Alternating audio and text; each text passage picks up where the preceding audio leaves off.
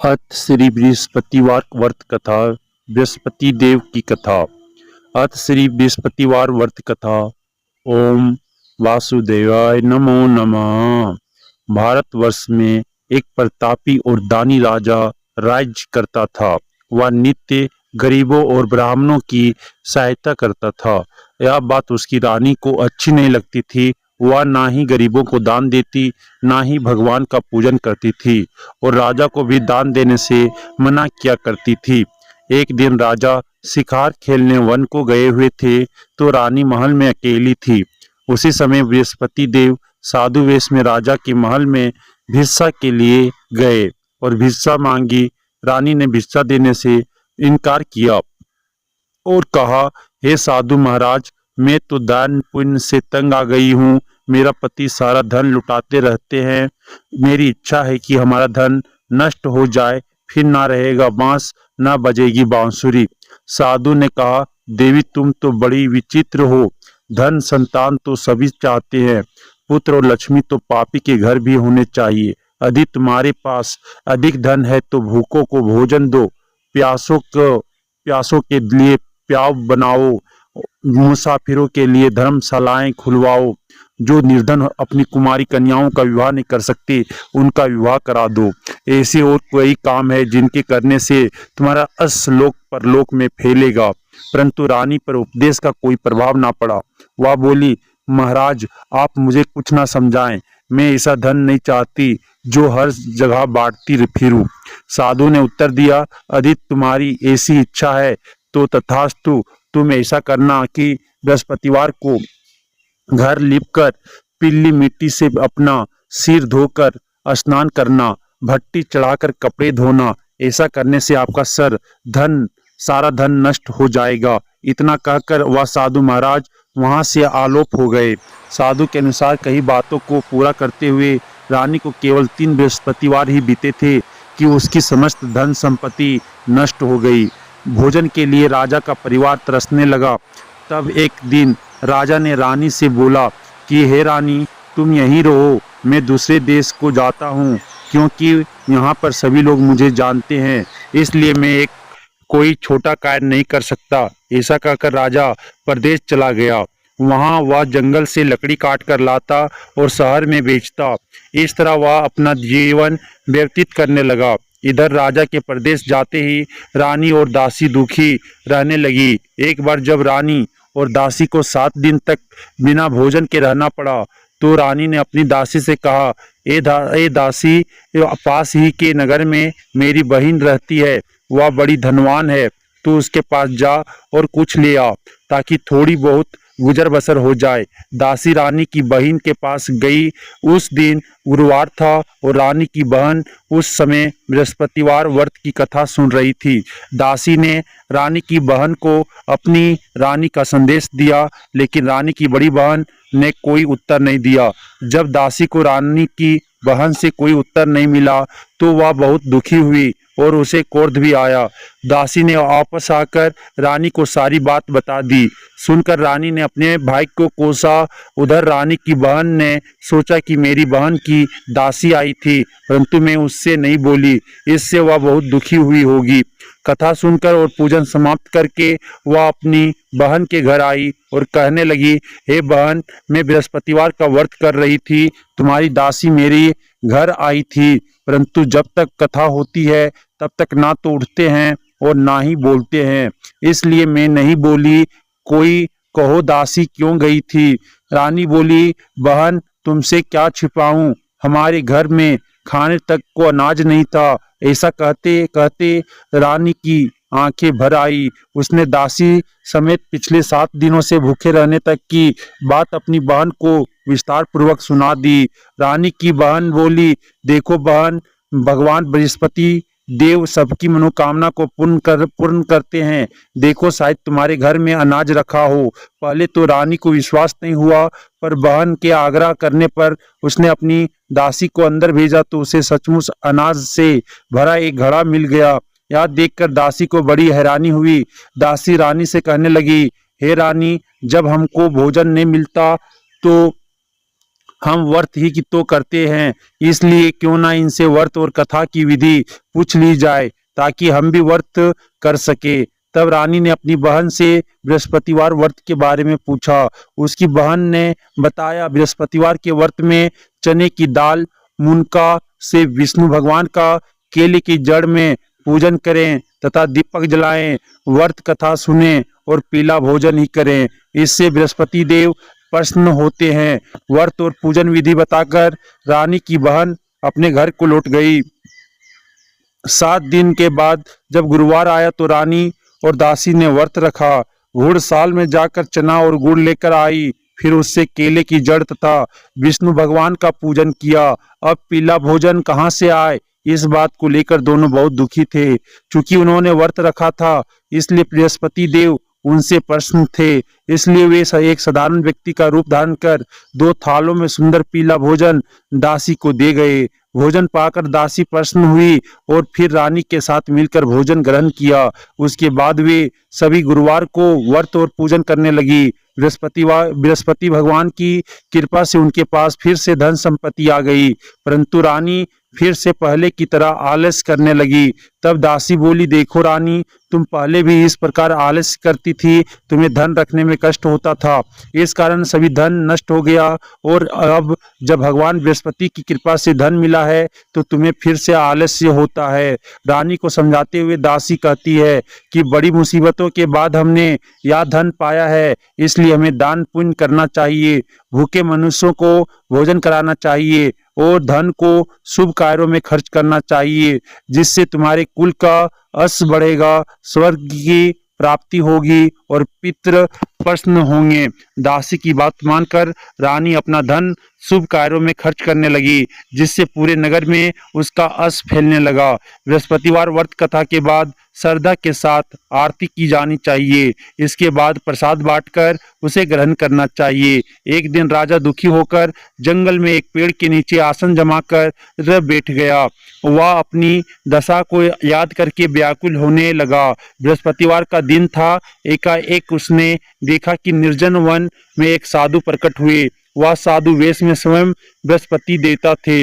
लकड़हारे के सामने आकर बोले, ए लकड़हारे, इस सुनसान जंगल में तू चिंता मगन क्यों बैठा है? लकड़हारे ने दोनों हाथ जोड़कर प्रणाम किया और उत्तर दिया, महात्मा जी, आप सब कुछ जानते हैं, मैं क्या कहूँ? यह देख कहकर रोने लगा और साधु को अपनी आत्मकथा सुनाई। महात्मा जी ने कहा, तुम्हारी स्त्री ने बृहस्पति के दिन बृहस्पति भगवान का निरादर किया है, जिसके कारण रुष्ट होकर उन्होंने तुम्हारी यह दशा कर दी। अब तुम चिंता को दूर करके मेरे कहने पर चलो तो तुम्हारे सब कष्ट दूर हो जाएंगे और भगवान पहले से भी अधिक संपत्ति देंगे। तुम बृहस्पति के दिन कथा किया करो। 2 पैसे के चने मुनका लाकर उसका प्रसाद बनाओ और शुद्ध जल से लोटे में शक्कर मिलाकर अमृत तैयार करो। कथा के बाद अपने सारे परिवार और सुनने वाले प्रेमियों में अमृत और प्रसाद बांटकर आप भी ग्रहण करो। ऐसा करने से भगवान तुम्हारी सब मनोकामनाएं पूरी करेंगे। साधु के ऐसे वचन सुनकर लकड़हारा बोला, हे प्रभु, मुझे लकड़ी बेचकर इतना पैसा नहीं मिलता जिससे भोजन के उपरांत कुछ बचा सकूं। मैंने रात्रि में अपनी स्त्री को व्याकुल देखा है, मेरे पास कुछ भी नहीं जिससे मैं उसकी खबर मंगा सकूं। साधु ने कहा, हे लकड़हारे, तुम किसी बात की चिंता मत करो। बृहस्पति के दिन तुम रोजाना की तरह लकड़ियां लेकर शहर को जाओ। तुमको रोज से 2 गुना धन प्राप्त होगा, जिससे तुम भली भांति भोजन कर लोगे तथा बृहस्पति की देव की पूजा का सम्मान भी आ जाएगा। इतना कहकर साधु अंतर ध्यान हो गए। धीरे धीरे समय व्यतीत होने पर फिर वही बृहस्पतिवार का दिन आया। लकड़हारा जंगल से लकड़ी काटकर किसी शहर में बेचने गया। उसे उस दिन और दिन से अधिक पैसा मिला। राजा ने चना गुड़ आदि लाकर गुरुवार का व्रत किया। उस दिन से उसके सभी क्लेश दूर हो गए हुए। परंतु जब दोबारा गुरुवार का दिन आया तो बृहस्पतिवार का व्रत करना भूल गया। इस कारण बृहस्पति भगवान नाराज हो गए। उस दिन उस नगर के राजा ने विशाल यज्ञ का आयोजन किया तथा शहर में यह घोषणा करा दी कि कोई भी मनुष्य अपने घर में भोजन ना बनावे, ना आग जलावे। समस्त जनता मेरे यहाँ भोजन करने आवे। इस आज्ञा को जो ना मानेगा उसे फांसी की सजा दी जाएगी। इस तरह की घोषणा संपूर्ण नगर में करवा दी गई। राजा की आज्ञा अनुसार शहर के सभी लोग भोजन करने गए, लेकिन लकड़हारा कुछ देर से पहुंचा, इसलिए राजा उसको अपने साथ घर ले गए और ले जाकर भोजन करा रहे थे तो रानी की दृष्टि उस खूंटी पर पड़ी जिस पर उसका हार लटका हुआ था। वह वहां पर दिखाई नहीं दिया। रानी ने निश्चय किया कि मेरा हार इस मनुष्य ने चुरा लिया है। उसी समय सिपाहियों को बुलाकर उसको कारागार में डलवा दिया। जब लकड़हारा कारागार में पड़ गया और बहुत दुखी होकर विचार करने लगा कि ना जाने कौन से पूर्व जन्म के कर्म से मुझे यह दुख प्राप्त हुआ है, और उसी साधु को याद करने लगा जो कि जंगल में मिला था। उसी समय तत्काल बृहस्पति देव साधु के रूप में प्रकट हुए। उसकी दशा को देखकर कहने लगे, अरे मूर्ख, तूने बृहस्पति देव की कथा नहीं करी, इस कारण तुझे दुख प्राप्त हुआ है। अब चिंता मत कर। बृहस्पतिवार के दिन कारागार के दरवाजे पर 4 पैसे पड़े मिलेंगे। उनसे तू बृहस्पति देव की पूजा करना, तेरे सभी कष्ट दूर हो जाएंगे। बृहस्पति के दिन उसे 4 पैसे मिले। लकड़हारे ने कथा कही। उसी रात्रि को बृहस्पति देव ने उस नगर के राजा को स्वप्न में कहा, हे राजा, तुमने जिस आदमी को कारागार में बंद कर दिया है वह निर्दोष है, वह राजा है, उसे छोड़ देना। रानी का हार उसी खूंटी पर लटका है। अगर तू ऐसा नहीं करेगा तो मैं तेरे राज्य को नष्ट कर दूंगा। इस तरह रात्रि के स्वप्न को देखकर राजा प्रातःकाल उठा और खूंटी पर हार देखकर लकड़हारे को बुलाकर क्षमा मांगी तथा लकड़हारे को योग्य सुंदर वस्त्र आभूषण देकर विदा कर दिया। बृहस्पति देव की आज्ञा अनुसार लकड़हारा अपने नगर को चल दिया। राजा जब अपने नगर के निकट पहुंचा तो उसे बड़ा आश्चर्य हुआ। नगर में पहले से अधिक बाग, तालाब, कुएं तथा बहुत सी धर्मशाला, मंदिर आदि बन गई है। राजा ने पूछा, यह किसका बाग है और धर्मशाला है? तब नगर के सब लोग कहने लगे, यह सब रानी और बांदी के हैं। तो राजा को आश्चर्य हुआ और गुस्सा भी आया। जब रानी ने यह खबर सुनी कि राजा आ रहे हैं तो उन्होंने बांदी से कहा कि ए दासी, देख, राजा तो हमको कितनी बुरी हालत में छोड़ गए थे। हमारी ऐसी हालत देखकर वह लौट ना जाए, तो इसलिए तू दरवाजे पर खड़ी हो जा। आज्ञा अनुसार दासी दरवाजे पर खड़ी हो गई। राजा आए तो उन्हें अपने साथ लिवा लाई। तब राजा ने क्रोध करके अपनी रानी से पूछा कि यह धन तुम्हें कैसे प्राप्त हुआ है? तब उन्होंने कहा, हमें यह सब धन बृहस्पति देव के इस व्रत के प्रभाव से प्राप्त हुआ है। राजा ने निश्चय किया कि 7 रोज बाद जो तो सभी बृहस्पति देव का पूजन करते हैं, परंतु मैं प्रतिदिन दिन में 3 बार कहानी तथा रोज व्रत किया करूंगा। अब हर समय राजा के दुपट्टे में चने की दाल बंधी रहती तथा दिन में 3 बार कहानी कहता। एक रोज राजा ने विचार किया कि चलो अपनी बहन के यहाँ हो आवें। इस तरह निश्चय कर राजा घोड़े पर सवार हो अपनी बहन के यहाँ को चलने लगा। मार्ग में उसने देखा कि कुछ आदमी एक मुर्दे को लिए जा रहे हैं। उन्हें रोककर राजा कहने लगा, अरे भाइयों, मेरी बृहस्पति देव की कथा सुन लो।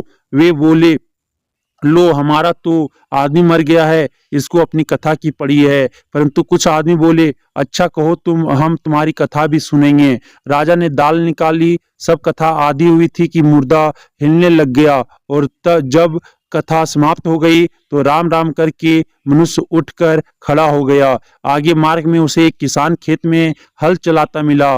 राजा ने उसे देखा और उससे बोले, अरे भैया, तुम मेरी बृहस्पतिवार की कथा सुन लो। किसान बोला, जब तक मैं तेरी कथा सुनूंगा तब तक 4 हरैये आज जोत लूंगा। जा अपनी कथा किसी और को सुनाना। इस तरह राजा आगे चलने लगा।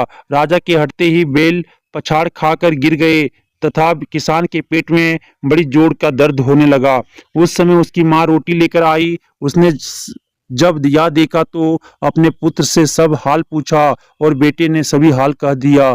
तो बुढ़िया दौड़ी दौड़ी उस घुड़सवार के पास गई और उससे बोली कि मैं तेरी कथा सुनूंगी, तू अपनी कथा मेरे खेत पर चलकर ही कहना। राजा ने बुढ़िया के खेत पर जाकर कथा कही, जिसके सुनते ही वह बैल उठ खड़ा हुए और तथा किसान के पेट का दर्द भी बंद हो गया। राजा अपनी बहन के घर पहुंचा। बहन ने भाई की खूब मेहमानी की। दूसरे रोज प्रातः काल राजा जगा तो वह देखने लगा कि सब लोग भोजन कर रहे हैं। राजा ने अपनी बहन से कहा, ऐसा कोई मनुष्य है जिसने भोजन नहीं किया हो, मेरी बृहस्पतिवार की कथा सुन ले। बहन बोली, ए भैया, यह देश ऐसा ही है कि पहले यहाँ लोग भोजन करते हैं, बाद में अन्य काम करते हैं। अगर कोई पड़ोस में हो तो देख आऊं। वह ऐसा कहकर देखने चली गई, परंतु उसे कोई ऐसा व्यक्ति नहीं मिला जिसने भोजन ना किया हो। अतः वह एक कुम्हार के घर गई जिसका लड़का बीमार था। उसे मालूम हुआ कि उनके यहाँ 3 रोज से किसी ने भोजन नहीं किया है। रानी ने अपने भाई की कथा सुनने के लिए कुम्हार से कहा। वह तैयार हो गया। राजा ने जाकर बृहस्पतिवार की कथा कही, जिसको सुनकर उसका लड़का ठीक हो गया। अब तो राजा की प्रशंसा होने लगी। एक रोज राजा ने अपनी बहन से कहा कि ए बहन, हम अपने घर को जाएंगे, तुम भी तैयार हो जाओ। राजा की बहन ने अपनी सास से कहा। सास ने कहा, हाँ चली जा, परंतु अपने लड़कों को मत ले जाना, क्योंकि तेरे भाई के कोई औलाद नहीं है। बहन ने अपने भैया से कहा, ए भैया, मैं तो चलूंगी पर कोई बालक नहीं जाएगा। राजा बोला, जब कोई बालक नहीं चलेगा तब तुम ही क्या करोगी। बड़े दुखी मन से राजा अपने नगर को लौट आया। राजा ने अपनी रानी से कहा, हम निर्वंशी हैं, हमारा मुंह देखने का धर्म नहीं है और कुछ भोजन आदि नहीं किया। रानी बोली, हे प्रभु, बृहस्पति देव ने हमें सब कुछ दिया है, वह हमें औलाद अवश्य देंगे। उसी रात को बृहस्पति देव ने राजा से स्वप्न में कहा, हे राजा, उठ, सभी सोच त्याग दे, तेरी रानी गर्भ से है। राजा की यह बात सुनकर बड़ी खुशी हुई। 9वें महीने में उसे गर्भ से एक सुंदर पुत्र पैदा हुआ। तब राजा बोला, हे रानी, स्त्री बिना भोजन के रह सकती है, पर बिना कहे नहीं रह सकती। जब मेरी बहन आवे तो मुझसे कुछ कहना मत। रानी ने सुनकर हाँ कर दिया। जब राजा की बहन ने यह शुभ समाचार सुना तो वह बहुत खुश हुई तथा बधाई लेकर अपने भाई के यहाँ आई। तभी रानी ने कहा, घोड़ा चढ़कर तो नहीं आई, गधा चढ़ी आई। राजा की बहन बोली, भाभी, मैं इस प्रकार ना कहती तो तुम्हें औलाद कैसे मिलती। बृहस्पति देव ऐसे ही हैं, जैसे कि जिसके मन में कामनाएं हैं सभी को पूर्ण करते हैं। जो भावना पूर्वक बृहस्पतिवार का व्रत करता है एवं कथा पढ़ता है अथवा सुनता है, दूसरों को सुनाता है, बृहस्पति देव उसकी सभी मनोकामना पूर्ण करते हैं। भगवान बृहस्पति देव उसकी सदैव रक्षा करते हैं। संसार में जो मनुष्य सद्भावना से भगवान जी का पूजन व्रत सच्चे हृदय से करते हैं तो उनकी सभी मनोकामनाएं पूर्ण करते हैं। जैसी सच्ची भावना से रानी और राजा ने उनकी कथा का गुणगान किया तो उनकी सभी इच्छाएं बृहस्पति देव जी ने पूर्ण की थी। इसलिए पूर्ण कथा सुनने के बाद प्रसाद लेकर जाना चाहिए। हृदय से उसका मनन करते हुए जयकारा बोलना चाहिए। बोलो बृहस्पति देव की जय, भगवान विष्णु की जय। प्राचीन काल में एक ब्राह्मण रहता था। वह बहुत निर्धन था, उसे कोई संतान नहीं थे। उसकी स्त्री बहुत मलिनता के साथ रहती थी। वह स्नान ना करती थी, किसी देवता का पूजन ना करती। इससे ब्राह्मण देवता बड़े दुखी थे। बेचारे वो बहुत कुछ कहते थे किंतु उसका कुछ परिणाम ना निकला। भगवान की कृपा से ब्राह्मण की स्त्री के कन्या रूपी रत्न पैदा हुआ।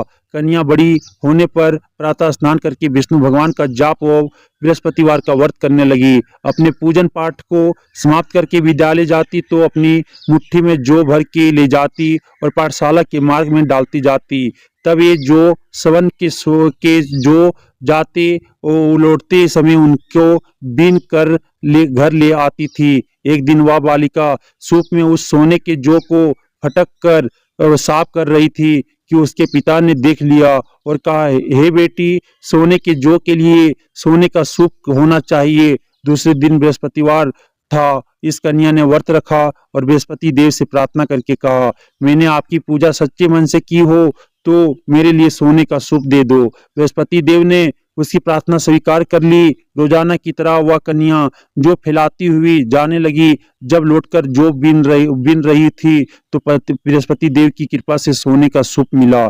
उसे वह घर ले आई और उसमें जो साफ करने लगी, परंतु उसकी माँ का वही ढंग रहा। एक दिन की बात है कि वह कन्या सोने के सूप में जो साफ कर रही थी, उस समय उस शहर का राजपुत्र वहां से होकर निकला। इस कन्या के रूप और कार्य को देखकर मोहित हो गया तथा अपने घर आकर भोजन तथा जल त्याग कर उदास होकर लेट गया।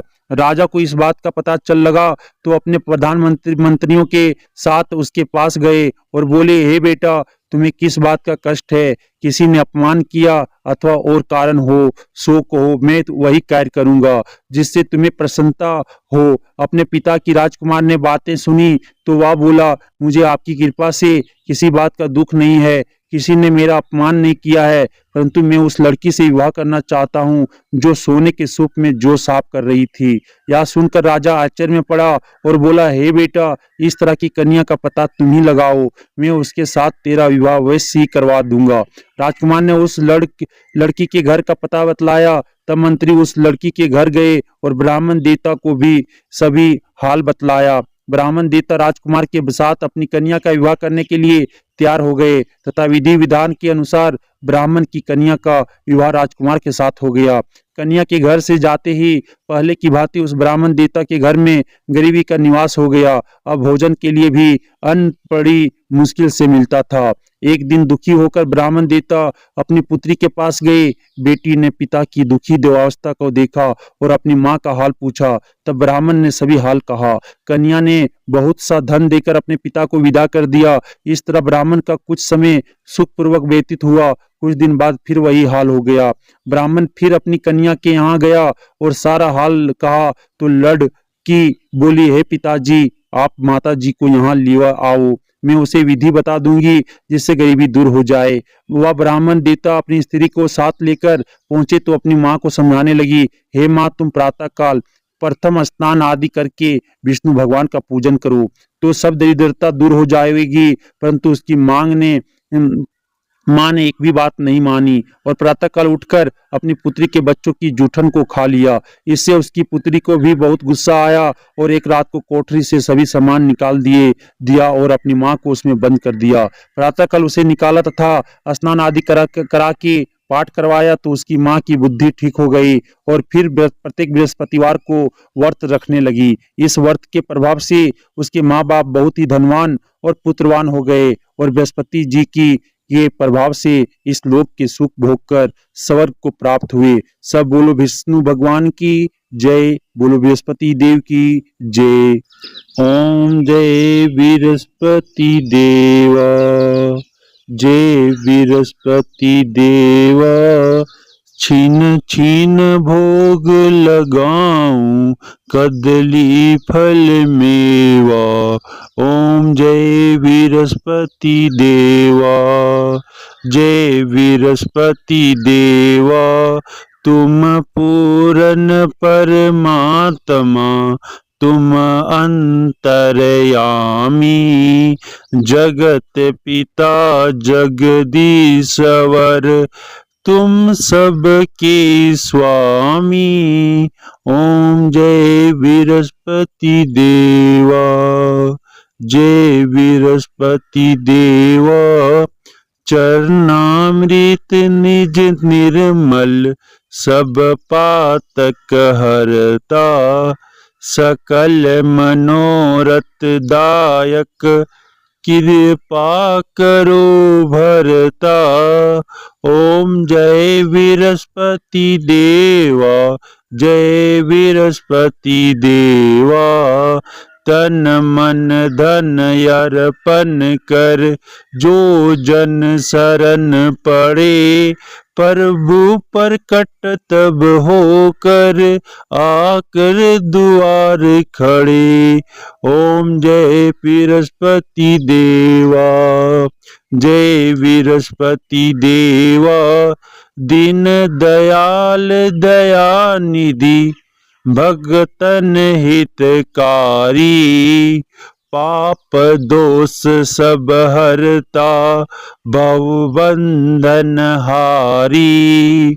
ओम जय बृहस्पति देवा, जय बृहस्पति देवा, सकल मनोरथ दायक, सब संशय हारो, विषय विकार मिटाओ, संतन सुखकारी।